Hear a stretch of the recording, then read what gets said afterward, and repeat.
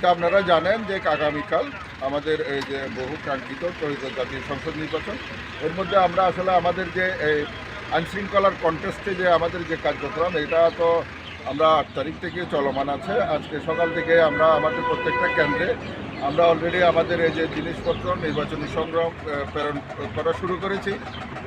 Already almost সবগুলা এখান থেকে রওনা করেছে, উপজেলা নির্বাচন অফিস থেকে রওনা করেছে, কিছু কিছু এর মধ্যে পৌঁছে গেছে।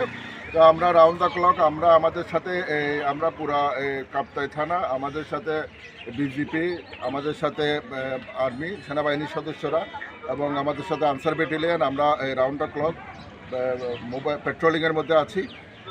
আলহামদুলিল্লাহ এই পর্যন্ত কোনো অপ্রীতিকর ঘটনার সংবাদ এই পর্যন্ত পাওয়া যায় নাই। তো আমরা আশা করছি যে কালকে খুব সুন্দর একটা উৎসবমুখর পরিবেশে এটা ভোটাররা ভোটদান করতে পারবে এবং এটা নিশ্চিত করার লক্ষ্যে আইনশৃঙ্খলা যেভাবে সুন্দর, স্বাভাবিক এবং ভয়মুক্ত রাখার প্রয়োজন, আমরা এটা এনশিওর করছি। ধন্যবাদ।